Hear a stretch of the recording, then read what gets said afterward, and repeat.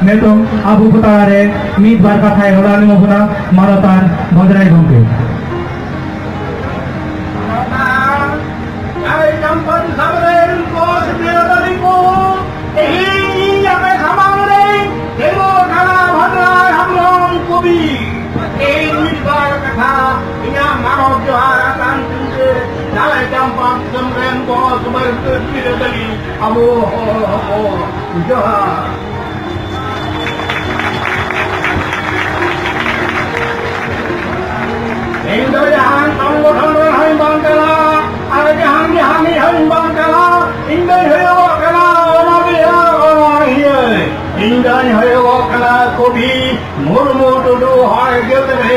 Salam kobi jahain dedo dejar bawuntia.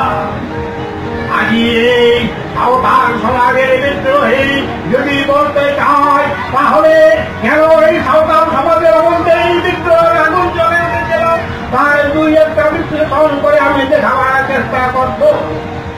এই তিনটা জাতির সাম্রাজ্যে সূর্যাস্ত হবে না, আর যেই sautar তারা সূর্যের মুখ ঠিকমতো দেখতে পেত না। তাদের সঙ্গে এই বিভেদ, এই আদিবাসী সিদ্ধকালী হুল কেন কেন দেশবন্দি থাকা মানুষ শহীদ হয়েছে তার বসে কিসের প্ররোচনায় এটা তুলে ধরার চেষ্টা করব। আদিবাসীরা হচ্ছে যে সহজ সরল এবং অবধ বিশ্বাসী জাতি। গীতায় যাহাকে বলা হয় অন্যতম শতমুখী অতীতের ভগবান 5 বছরের ছেলের মতো যেই শিশুর সারল হাসি, সেই হাসি আদিবাসীদের মধ্যে পাবা। কিন্তু এই আদিবাসী শোষণ পীড়নের মধ্যে না গিয়ে এবং তাদের সংমিশ্রণ রয়েছে যখন শোষণ পীড়নের পাল্লায় পড়ল। জাতি কত সমাজ আমাদের কত, সেই সমাজ আমি লক্ষ্য করে দেখেছি সমাজ দুইটি জাতি, একটি শোষিত সমাজ আর একটা শোষক সমাজ। এই শোষক সমাজ যখন শোষিত সমাজের উপরে যখন অত্যাচার চালায় তখন শোষিত সমাজ ভগবানের সৃষ্টির বর্তমান সন্দেহ এই জীবনের অনুভূতি নিয়ে যখন বাঁচার তাইতে কিছু করে তখন তারা উঠে দাঁড়ায় বাঁচার তাইতের জন্য। কিন্তু সেই রকম প্ল্যাটফর্ম মানে কোথায়?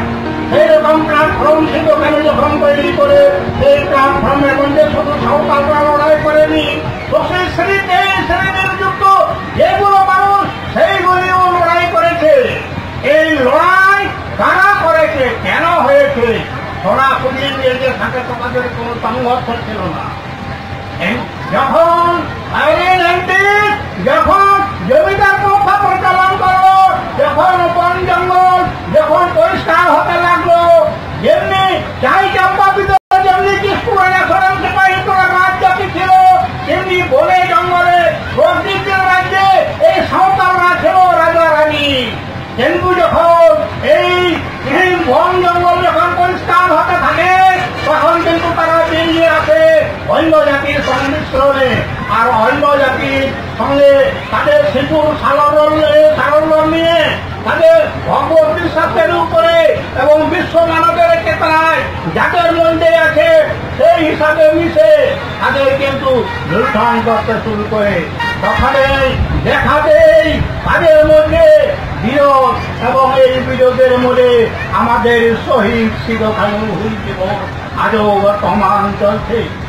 এই সাঁওতাল জাতির এই যে আজকের শহীদ দিবস অনুষ্ঠান যুগে যুগে এই শোষিতের শাসন চলছে। আমরা যদি সাঁওতাল জাতি যদি না জেগে উঠি তাহলে এই শাসন শোষিতের মধ্য থেকে আমরা কোনোদিনও বাঁচতে পারবো না। তাই আমি আহ্বান জানাই এই সাঁওতাল যুবক যুবতী, আপনারা এগিয়ে আসুন। আমাদের স্বার্থে, আমাদের বাঁচার স্বার্থে, আমাদের অস্তিত্বের সাথে, আমাদের বিশ্ব মানবতার অনুভূতির সাথে আপনারা এগিয়ে এসে সামিল হন।